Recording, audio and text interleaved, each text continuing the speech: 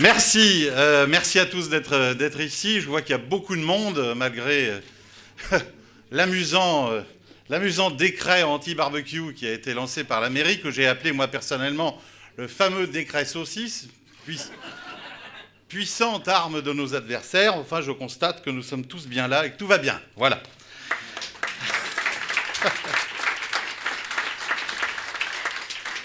Mes chers amis, par-delà le bonheur de nous retrouver ensemble, entre compagnons de route, me retrouver avec vous aujourd'hui à Forbach me donne l'impression d'une veillée d'armes.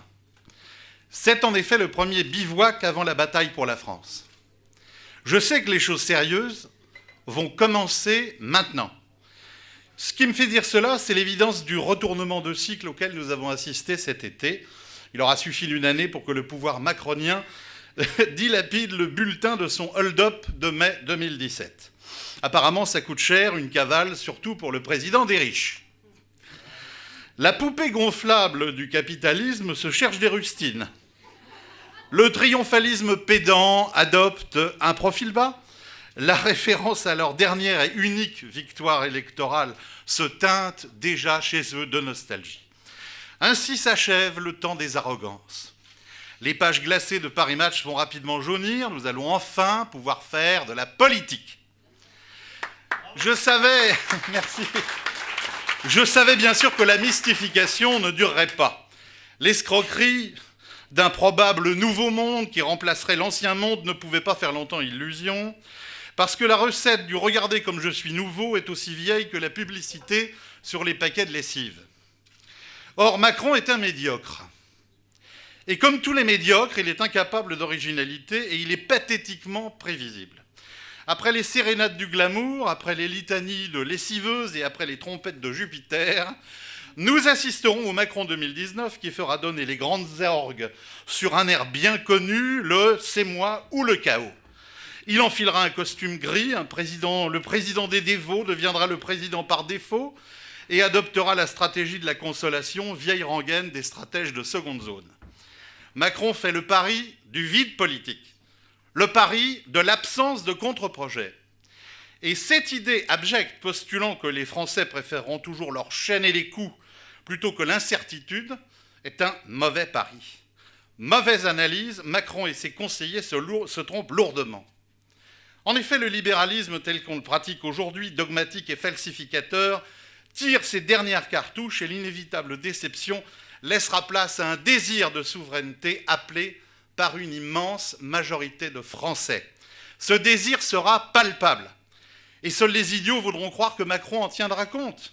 Au mépris des contestations, des mauvais sondages, le grand saccage va continuer, la confiscation des droits acquis par les retraités, l'assèchement impitoyable des prestations sociales, l'extinction des statuts salariés de la fonction publique, la ruine programmée de l'hôpital et de tous nos services publics, la liquidation ignoble et définitive de l'État France.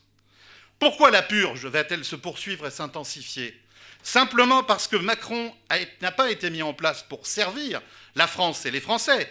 Il a été mis en place pour servir la dictature de Bruxelles et les consignes d'une caste de technocrates psychorigides qui, depuis des années, ont scellé le sort de la France en décidant que notre modèle social, qu'ils ont en horreur, doit disparaître. Les eurocrates l'ont dit, ils l'ont répété, ils l'ont même écrit. Sachez-le, ces gens-là nous abhorrent. Ils abhorrent même le principe de la nation souveraine. Ces gens-là nous veulent du mal et Macron est un des leurs. C'est pourquoi, sous les tempêtes des crachats, il continuera la casse sociale et la liquidation de notre pays, cela sous l'égide de lois méprisant la démocratie.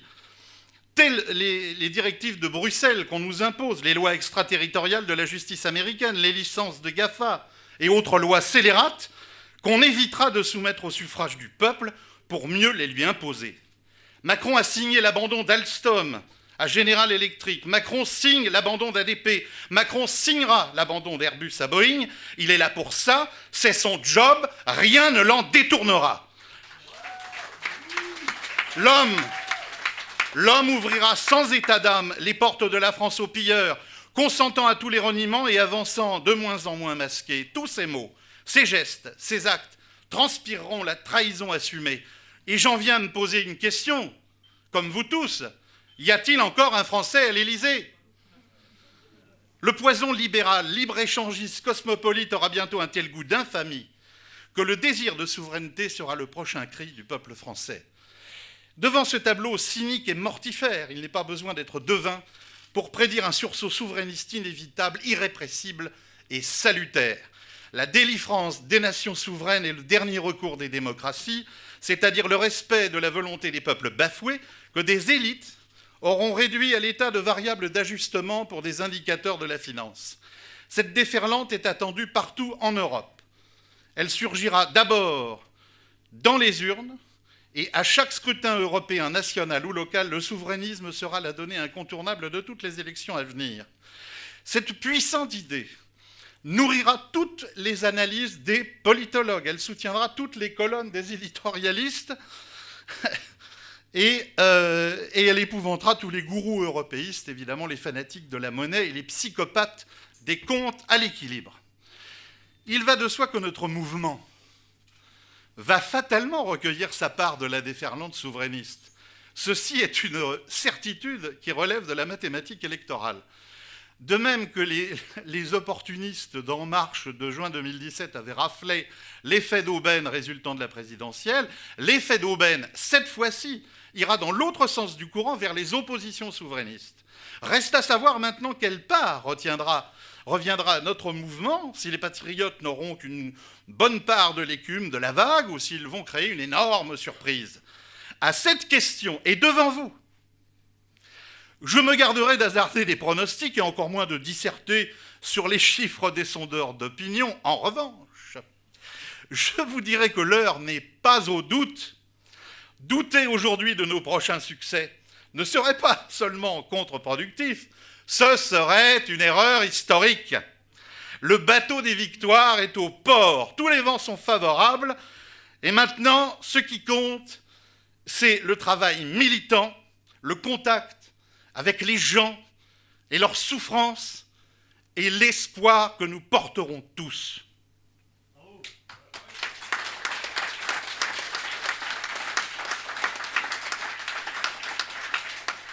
La débâcle des partis de Bruxelles, c'est-à-dire les socialistes, LR, Modem, et bien sûr les godillots qui marchent, est inévitable. Bon, certes, il ne m'a pas échappé que les patriotes n'avaient pas le monopole de la pensée souverainiste. Il est vrai que l'époque n'est pas avare en discours patriotiques et l'on va bientôt rivaliser dans des postures eurosceptiques comme dans la surenchère, tricolorisée bien sûr. Certains en feront un argumentaire clientéliste, quitte à promettre à Amiens le contraire de ce que l'on aura promis à Aubervilliers, et d'autres feront du patriotisme le ruban honorable, voire le cache-sexe du racisme et de la haine. Quels sont nos atouts face à la concurrence qui vendra l'emballage plutôt que le produit? Notre premier atout, et nous aurions tort de le sous-estimer, est que les patriotes ont réussi, et nous avons la chance, grâce à Florian, que ce soit une réalité palpable tous les jours pour nombre d'entre nous, c'est que les patriotes ont réussi à présenter l'image d'un parti respectable, d'un parti fréquentable. Et tout le monde ne peut pas en dire autant.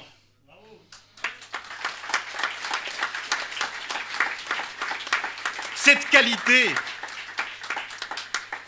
qualité, j'ai pu la vérifier par moi-même, nombre d'entre nous également, je l'ai dit à l'instant, au cours de mes nombreux échanges avec des personnes, soit de la société civile, du monde des arts ou de la culture, et auprès des réseaux associatifs. Le dialogue est possible, voire demandé. Il est cordial, et chaque fois, le même retour m'a été fait. Les patriotes sont des gens bien.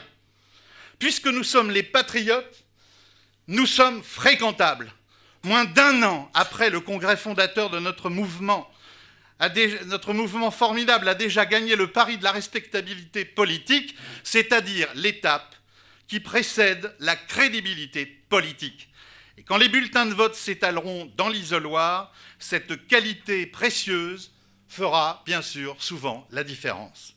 La fréquentabilité et la crédibilité des patriotes transformeront le vote souverainiste, jusque-là taxé de vote protestataire, en un vote responsable, dédié à un choix de société audible et réaliste. Ce dont nous sommes certains, c'est que les Français aujourd'hui en ont assez de la valse des prétentieux avec leur tête de première classe, voulant nous condamner à payer jusqu'à notre dernier souffle une prétendue dette qui n'est qu'une fiction monétaire. Les Français en ont assez des comparateurs de l'impossible qui, au nom de la compétitivité internationale, veulent ubériser nos enfants, repousser l'âge de la retraite à 75 ans et rêvent d'un SMIC égal à un bol de riz par jour. Ils en ont assez de ces technocrates mafieux qui vendent les bijoux de la République à des prêteurs sur gages repoussants et qui désossent les services publics pour ensuite en distribuer les reliques à leurs copains ou à leurs comparses. Ce dont nous sommes certains, c'est que les Français ne veulent plus entendre qu'ils vivent tels des assistés. Non, les Français ne sont pas des assistés, les Français sont des héritiers. Oui, nous, Français, nous sommes tous les héritiers des sacrifices de nos parents et de nos grands-parents, et les héritiers de leur lutte, depuis les ténèbres des houillères, depuis l'enfer des hauts fourneaux, depuis l'esclavage des chaînes de filature, depuis l'angoisse du fermage à verser, depuis les taudis des faubourgs, ils hurlent à notre inconscient collectif de ne pas laisser détruire le modèle social français qu'ils nous ont légué au prix de leur sang et au prix de leur vie. L'État-providence, ce n'est pas une parenthèse économique. L'État-providence, avec ses prestations, ses services publics, ses joyaux industriels, c'est notre héritage. Il est aussi précieux et mérite autant d'affect qu'une maison léguée par nos parents. Désormais, les Français attendent celui qui osera enfin marteler cette évidence à la face des fripons qui ont commencé à détourner l'héritage commun en qualifiant les Français de paresseux, de Gaulois réfractaires ou d'assistés. Proclamons, mes amis, mes compagnons, proclamons aujourd'hui haut et fort que tous les Français sont copropriétaires de la République, de ses biens matériels et immatériels. Proclamons haut et fort que la défense de ce bien relève d'un acte patriotique et d'une urgence citoyenne. Soyons créatifs dans l'exposé de cette conviction. Ne tombons pas dans le piège des discriminations idéologiques au risque d'être broyés par les moissonneuses-batteuses du vote utile. Une règle de démocratie nous dit « Ne demande pas à ton électeur de te ressembler, demande-lui de voter pour toi ». C'est avec cette force que nous deviendrons demain, avec notre président Florian Philippot, le pire cauchemar de Macron et de ses donneurs d'ordre. Et l'on peut compter sur Florian. On peut compter sur Florian pour faire décoller la fusée au moment voulu. Parce que Florian, désormais, c'est toi, notre maître des horloges. Pour la liberté patriotique, pour l'égalité patriotique, pour la fraternité patriotique, vive la France et vive la République patriote!